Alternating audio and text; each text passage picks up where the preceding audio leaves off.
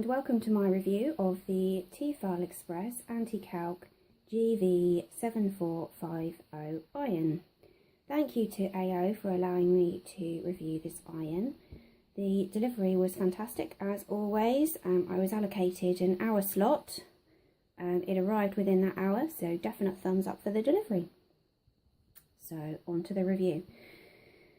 The first thing you'll notice on the front of the iron is this fantastic large tank which has a capacity of 1.7 litres. It lasts approximately 2 hours ironing, which given how quick this iron irons, I don't think you'll need that amount of time, hopefully, because I wouldn't want to be doing 2 hours ironing. All you do is open this little flap here, fill up the water, close the flap, and then you get on with the setup process for the iron, which we'll go through later. The little flap here, I'd say, is a little bit flimsy, so do be very careful when you're opening it, because it can pop out of its little pins either side quite easily. The iron itself is secured on this little plate here, so it just attaches and slides in. It also has this little pop-up lever here, which means the iron stays firmly on the plate for storage, which is great, which is really a nice feature. Moving round to the very back of the iron, so this is the display for the steam adjustment. It also tells you when you need to wash out the anti-calc section of the iron, and it also tells you when it needs more water, so these little lights flash here. The other important button is this button here, so it is a green light which flashes when it's heating up and then stays a constant green when the steam is ready. Normally takes a couple of minutes, which isn't that long, which is good. The next important function is the on-off button, so it's literally just a case of flipping that button to switch it on off. Turning it round, this is the anti-calc feature. I won't do it because it's you need the iron fully cooled down when you operate this.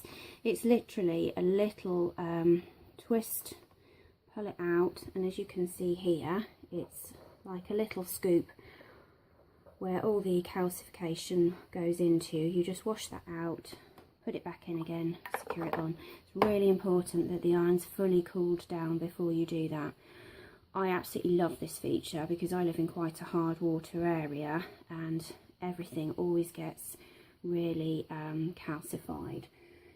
They do recommend that if you're in a really hard water area, you use 50% untreated tap water and 50% distilled water. The next feature to show you is the actual dial. So you basically turn the dial round to the selected temperature. So 1 is for sort of all your synthetics, 2 is for sort of woolen garments, and then 3 is for your sort of your cottons, and then onto your linens. So it's important to sort out your washing, so you start off with the minimum dial, so doing your synthetics first and then move on through to your cottons. You can also adjust the steam dial, so that turns to no steam. Eco is the button where you turn it to use less energy, but it also allows sufficient steam flow to give a good iron. If you have very thick or creased fabrics, then the best option to use is the maximum steam flow. So let's get on to setting up this iron. So first job to do is to fill up the water tank. So as I mentioned previously, there's a little box here, so I have with me my water, so I'm just going to pour that in, being very careful not to fill it too much. So you can see I have a little bit of water in there, which is perfect for what I need to iron. I then need to plug it in.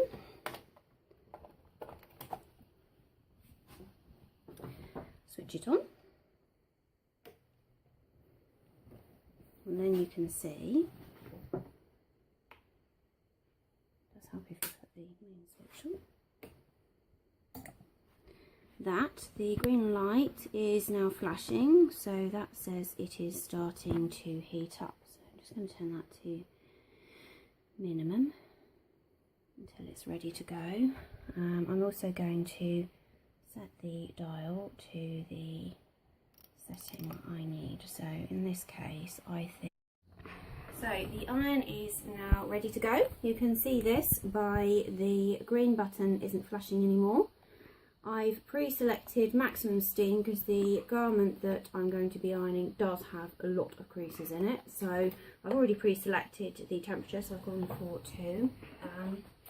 I should just mention the instruction leaflet before I carry on. So this is the instruction leaflet you get with the iron. I think it is quite a basic set of instructions, which, don't get me wrong, it is a very easy iron to use. But I do find reading them and having to look up at the relevant illustration at the top quite hard to follow. So maybe that could be improved. Right, let's get ironing. So the garment that I've chosen to iron is this one. It's a shirt. As you can see, it is looking pretty much like a dishcloth. So let's get to work. So we've unlocked. Off we go. This iron glides across the fabric. There is no effort required. The glide plate is really smooth. It takes no effort whatsoever to go across the fabric. The steam just comes out so easily and is really powerful. I don't know whether you can see, but that's the steam button there. That's the plate, so you can see it's really smooth. It does glide across really easily. And the point at the end of the iron means that you can get right between those buttons. So I've literally spent a few seconds going over that. You can see how improved that is. It is so much better. I think that's a really good effort. So once you've finished with your iron, it's really easy to store. Literally put it on the plate, put up the lock system, obviously switch it all off, both on the plug and on the main iron itself. Has got a couple of nifty features. So in here, this is where you store the plug. You can only do this once the unit is fully cool, so please let it cool down before you do that. And you literally wind the wire in and then put it in. So it does take a little bit of practice to do that. It's not the easiest thing in the world to get it right, but once you've mastered it, it should be fairly straightforward. So that's my review of the Tefal